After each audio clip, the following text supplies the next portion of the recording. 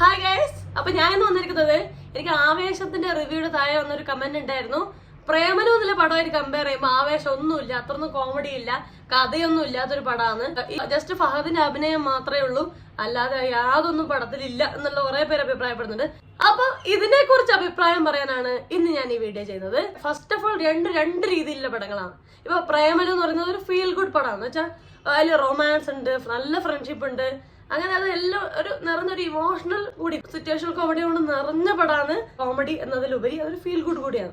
ആവേശത്തിന്റെ പടം ഒരു ഫീൽ ഗുഡ് എന്നുള്ള ഒരു രീതിയിലല്ല പടം ഒരു സെലിബ്രേഷൻ ആണ്. എന്ന് വെച്ചാൽ സിറ്റുവേഷണൽ കോമഡീസ് കാര്യങ്ങളൊക്കെ ഉണ്ട്, സിനിമയിലൂടെ കണ്ടാ അറിയാം. അതൊക്കെ ഉണ്ട്, കൂട്ടത്തിൽ അടി കാര്യങ്ങൾ എല്ലാം ഉണ്ട്. അങ്ങനെ ആ രീതിയിൽ ഒരു സെലിബ്രേഷൻ, ഒരു കാർണിവൽ ഫീലിംഗ് ആണ് എനിക്ക് പടം ബേസിക്കലി തന്നത്. അല്ലാതെ അതൊരു ഫീൽ ഗുഡ് മൂവി, അല്ലാതെ ഒരു ഫാമിലി മൂവി, ആ രീതിയിലൊന്നും അത് വരില്ല. ആ ഒരു രീതിയിലല്ല പടം. രണ്ട് രീതിയിലുള്ള പടങ്ങളാണ്. പ്രേമലു അടിപൊളിയായ പടമാണ്. ഞാനത് റിവ്യൂലും പറഞ്ഞിട്ടുണ്ടായിരുന്നു. പ്രേമലു കിടിലൻ പടമാണ്, റീവാച്ചബിൾ ആണ്, നമുക്ക് ഒരിക്കൽ കണ്ടാൽ വീണ്ടും കാണാൻ ഭയങ്കര ടെൻഡൻസിയുള്ള പടമാണ്.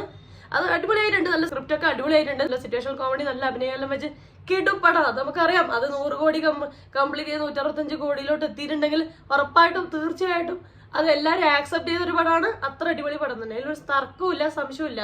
ഫാമിലിക്ക് പോലും ആസ്വദിക്കാൻ പറ്റുന്ന നല്ല സ്റ്റോറിയോ കഥയൊക്കെ ഉള്ള പടമാണ്. സ്റ്റോറി പറഞ്ഞാൽ നമ്മൾ ഇപ്പോൾ ഇതുവരെ കേൾക്കാത്ത സ്റ്റോറിയൊന്നും അല്ല, നമ്മൾ കേട്ട് പഴകിയ സ്റ്റോറി തന്നെയാണ്. പക്ഷെ അതിന്റെ അവതരണത്തിൽ അടിപൊളിയായി ഗംഭീരമായിട്ടുള്ള പടമാണ് പ്രേമലു. ആവേശത്തിലോട്ട് എത്തുമ്പോൾ ഈ പറഞ്ഞ പോലെ ഭയങ്കരമായിട്ട് കഥകളില്ല. ഒരു കോളേജിൽ ഒരിക്കൽ നടന്ന ഒരു സംഭവത്തിനെ ബേസ് ചെയ്തിട്ട് വരുന്ന ഒരു രീതി, ഒരു കഥ. ആവേശം മൊത്തമായി ഫോക്കസ് ചെയ്യുന്നത് രംഗണ്ണനിൽ മാത്രമാണ്. അയാളുടെ ക്യാരക്ടർ, രംഗണ്ണന്റെ ജീവിതം, അതിന്റെ വളർച്ച, അതിന്റെ പാസ്റ്റ്, അങ്ങനെ അതിലാണ് കൂടുതൽ ഫോക്കസ്. അല്ലാതെ ഇതിൽ ഒരുപാട് കഥയോ കാര്യങ്ങളോ ഒന്നും സംഭവങ്ങളൊന്നും ഇല്ല. അത് മാത്രമല്ല ഒരുപാട് തല്ല്, അടി, സെലിബ്രേഷൻ, ബർത്ത്ഡേ പാർട്ടി, അങ്ങനെ സെലിബ്രേഷൻ ആണ് ഈ പടം മെയിൻലി ഫോക്കസ്. അല്ല പ്രേമലുവിനെ വെച്ച് നോക്കുമ്പോൾ എനിക്ക് കഥയേ ഇല്ല. അതുപോലെ തന്നെ ഇതൊരു ഫീൽ ഗുഡ് മൂവിയാണോ ചോദിച്ചാൽ അങ്ങനെ ഒരു ഫാമിലി ഓഡിയൻസിന് ഒരു ഫീൽ ഗുഡ് തോന്നുന്ന ഒരു സംഭവമല്ല. കാരണം എല്ലാവർക്കും പോയിരുന്നത് കണ്ട അടി, പൊരിഞ്ഞടിയാണ്. നമുക്ക് അടി കാണാൻ ഇഷ്ടമുള്ള, അല്ലെങ്കിൽ ഒരു സെലിബ്രേഷൻ ആസ്വദിക്കാൻ താല്പര്യമുള്ള ഒരാൾക്ക് ഇഷ്ടപ്പെടും. അല്ലാതെ ഒരു ഫാമിലിക്ക് ഇഷ്ടപ്പെടുമോ ചോദിച്ചാൽ എനിക്ക് സംശയമാണ്. കാരണം എന്റെ കൂടെ വന്നിട്ട് അച്ഛൻ പറഞ്ഞിട്ടുണ്ടായിരുന്നു ഇതിൽ കഥയൊന്നുമില്ല, സാധാരണ ഒരു പടം എന്നുള്ള രീതിയിൽ അഭിപ്രായപ്പെട്ടിട്ടുണ്ട്. സോ തീർച്ചയായിട്ടും ഇത് പ്രായമായിട്ടുള്ളവർക്കോ അല്ലെങ്കിൽ ഒരു കഥ എക്സ്പെക്ട് ചെയ്ത് പോകുന്നവർക്കോ ഇത് ഒട്ടും സാറ്റിസ്ഫൈ ചെയ്യില്ലായിരിക്കും. അത് ശരിയായിരിക്കും. ലാലേട്ടന്റെ ചോട്ടാ മുംബൈ ആ ഒരു ടൈപ്പ് ഓഫ് കഥയാണ്. എന്ന് വെച്ചാൽ ചോട്ടാ മുംബൈ എടുത്താൽ നമുക്കറിയാം എന്താ സംഭവം. മുംബൈയിലുള്ള ഒരു ഫണ്ണി ഡോൺ, അയാൾ അച്ഛൻ പറയുന്നൊന്നും കേൾക്കാതെ തോന്നിയ പോലെ ഫ്രണ്ട്സിന്റെ ഒപ്പം കാശ് ചെലവാക്കും, അവർക്ക് വേണ്ടി എന്ത് വേണം ചെയ്യും.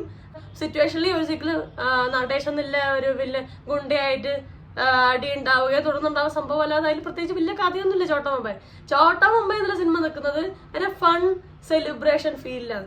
അതേ ഒരു ഫൺ സെലിബ്രേഷൻ ഫീലാണ് സത്യം പറഞ്ഞാൽ എനിക്ക് സിനിമ ഫീൽ ചെയ്യുന്നത്. അതേ ഒരു വൈബാണ് എനിക്ക് ഫീൽ ചെയ്യുന്നത്. ചോട്ടാ മുംബൈ എനിക്ക് തോന്നും സീരിയസ് ആയ സീനേ ഇല്ല. ഇപ്പൊ സീരിയസ് ആയ ഒരു സിറ്റുവേഷൻ വന്നാൽ പോലും അവരതിനെ കോമഡി ആക്കും, ഒട്ടുമില്ല അത്. അപ്പൊ ഇതിലോട്ട് എത്തുമ്പോ അങ്ങനെ ഈ അടിയുടെ കേസ് വരുമ്പോ അങ്ങനെ കോമഡി ആക്കുന്ന ഒരു കണ്ടീഷൻ ഇല്ല. ചുരുക്കം ചില സന്ദർഭങ്ങളുണ്ട് പോലും. അല്ലാതെ അടിയൊക്കെ പക്ക അടിയായിട്ട് തന്നെ കാണിച്ചിരിക്കുന്നത്. അതാണ് ഇതൊരു മിക്സഡ് ഫീലിംഗ് ആണ്. കാർണിവൽ പല അടിയൊക്കെ കാണാൻ താല്പര്യമുള്ള, അല്ലെങ്കിൽ ചന്തയിൽ പോയി ആഘോഷിച്ച് അടിയൊക്കെ കാണാൻ താല്പര്യമുള്ള ആ ടൈപ്പ് ഓഫ് ഒരു പടമാണ്. ഓക്കെ, മോർ ഓവർ എനിക്ക് പറയാനുള്ളത് ഒരു സെലിബ്രേഷൻ പടമാണ്. ഇപ്പൊ നമ്മളിപ്പോ ഒരു വെക്കേഷൻ, നമ്മൾ ഉത്സവത്തിന് അല്ലെങ്കിൽ ചന്തയിൽ പോയി ഒരു ആഘോഷത്തിന് പോയി വന്ന ഒരു ഫീലിംഗ് ഈ പടം തരുന്നുണ്ട്. എനിക്ക് പ്രേമലു റീവാച്ചബിൾ ആണെന്ന് പറഞ്ഞ അതേ സമയത്ത് തന്നെ എനിക്ക് ആവേശം റീവാച്ചബിൾ ആണെന്ന് പറയാൻ തോന്നുന്നുണ്ട്. അത് എന്റെ കേസാണ്. നിങ്ങൾക്ക് ഇഷ്ടപ്പെട്ട് കാണാം, ഇഷ്ടപ്പെടാതെ കാണാം. എനിക്കിത് രണ്ടും റീവാച്ചബിൾ ആണ്. രണ്ട് ഫണ്ണാണ്, രണ്ട് രീതിയിലുള്ള പടങ്ങളാണ്. അപ്പൊ എന്റെ അഭിപ്രായത്തില് എല്ലാ രീതിയിലുള്ള പടങ്ങളും വരട്ടെ, അല്ലാതെ ഇന്ന രീതിയിൽ മാത്രം കഥ തന്നെ വേണമെന്നില്ല വാശി പിടിക്കേണ്ട ആവശ്യമില്ല. നല്ല പടങ്ങളാണെങ്കിൽ നമുക്ക് ആക്സെപ്റ്റ് ചെയ്തൂടെ. 2.5-3 മണിക്കൂർ നമ്മൾ ബോറടിപ്പിക്കാതെ നമ്മൾ ഹാപ്പിയായി സാറ്റിസ്ഫൈ ചെയ്ത് ഇരിപ്പിക്കാൻ ഒരു പടത്തിന് സാധിക്കുന്നുണ്ടെങ്കിൽ നല്ല പടമല്ലേ. എന്താണ് കഥ, എവിടുന്ന് വരുന്നു, അങ്ങനെയൊക്കെ ആലോചിക്കേണ്ട ആവശ്യം എനിക്ക് തോന്നുന്നില്ല. അതൊക്കെ നിങ്ങൾ ഓരോ ആൾക്കും ഓരോ അഭിപ്രായമാണ്. എന്റെ ഒരു അഭിപ്രായത്തില് എല്ലാ രീതിയിലുള്ള പടങ്ങളും വരണം. ഇപ്പം കോമഡി ആയാലും, ഫണ്ണായാലും, റൊമാൻസ് ആയാലും, ഇൻവെസ്റ്റിഗേഷൻ പടങ്ങളായാലും, ത്രില്ലർ പടങ്ങളായാലും, ഫീൽ ഗുഡ് പടങ്ങൾ, വിനീത് ശ്രീനിവാസന്റെ ഫീൽ ഗുഡ് പടങ്ങളും, അങ്ങനെ എല്ലാ തരത്തിലുള്ള പടങ്ങളും സത്യം പറഞ്ഞാൽ വരണം. അങ്ങനെ എല്ലാ തരത്തിലും വന്നാൽ മാത്രമേ നമുക്കൊരു ഹാപ്പിനെസ് ഫീൽ ചെയ്യും. അല്ലെങ്കിൽ ഒരേ ടൈപ്പ് സിനിമകൾ കണ്ടോണ്ട് ഇപ്പൊ പ്രേമലു പ്രേമലു പോലെ ഒരു വേറൊരു പടം വന്നാൽ ഡിഫറെന്റ് ആയിട്ടുള്ള പടങ്ങൾ വരട്ടെ. അപ്പൊ മഞ്ഞുമൽ ബോയ്സിൽ 200 കോടിയൊക്കെ കടന്ന് അടിപൊളിയായി മറ്റ് ഇൻഡസ്ട്രികളൊക്കെ സത്യം പറഞ്ഞാൽ ഭയങ്കരമായിട്ട് നമ്മുടെ മലയാളം ഇൻഡസ്ട്രിയെ ഉറ്റു നോക്കുന്ന ഒരു സമയമാണ്. കാരണം ആടുജീവിതം അടിപൊളിയായി കൊണ്ട് 64 കോടി ആയിട്ടുണ്ട്. അതുപോലെ തന്നെ വർഷങ്ങൾക്ക് ശേഷം അതുപോലെ തന്നെ ആവേശം 250 കോടി എടുക്കാറായി എന്നാണ് റിപ്പോർട്ട് കേൾക്കുന്നത്. അപ്പം ഇതെല്ലാ രീതിയിലും മലയാള സിനിമക്ക് അടിപൊളി നല്ല സുവർണ്ണ കാലഘട്ടമാണ്. മറ്റ് ഭാഷകളിൽ കാണുമ്പോൾ നല്ല സിനിമകൾ ഇറങ്ങുന്ന ഒരു കാലഘട്ടം മലയാളത്തിൽ.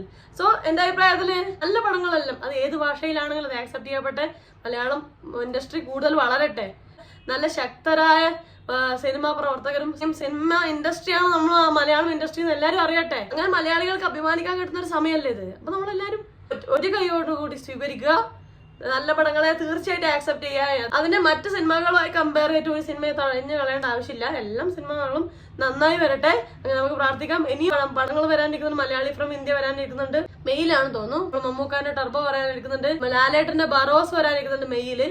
അപ്പൊ അങ്ങനെ ഇനി പടങ്ങൾ ഇങ്ങനെ വരാനിരിക്കുവാണ്, ഇങ്ങനെ ലിസ്റ്റിൽ ഇങ്ങനെ 1 by 1 ആയി വരാനിരിക്കുവാണ്. എല്ലാ പടങ്ങളും അടിപൊളിയാവട്ടെ, മലയാളം ഇൻഡസ്ട്രി വേറെ ലെവലാവട്ടെ അല്ലെ? എന്ത് പറയും, നിങ്ങൾ എന്ത് പറയുന്നത്? നിങ്ങൾക്ക് ഇതിനെ കുറിച്ചുള്ള അഭിപ്രായം എന്താന്ന് അറിയാൻ താല്പര്യമുണ്ട് കേട്ടോ. പ്രേമലു അടിപൊളിയാന്ന് തോന്നുന്നുണ്ടോ ഇതിനേക്കാളും? അല്ല ആവേശമാണ് നന്നായി തോന്നുന്നില്ല, ആവേശം അത്ര പോരാ, ഒരു ആവറേജ് പടമായിട്ടാണോ ഫീൽ ചെയ്യുന്നത്? നിങ്ങളുടെ വിലയേറെ അഭിപ്രായം എന്താന്ന് കമന്റ് ചെയ്യണേ. അപ്പൊ വീഡിയോ ഇഷ്ടപ്പെടാൻ ലൈക്ക് ചെയ്യുക, സബ്സ്ക്രൈബ് ചെയ്യുക, ഷെയർ ചെയ്യുക, കമന്റ് ചെയ്യുക. അപ്പൊ അത്രയേ ഉള്ളൂ. എല്ലാവരും ഹാപ്പി ആയിട്ടിരിക്കുക. മറ്റൊരു റിവ്യൂ റിയാക്ഷനോ സോഷ്യലി ഷെയർ നെക്സ്റ്റ് ടൈം കാണാം. അതുവരെ ബൈ ബൈ.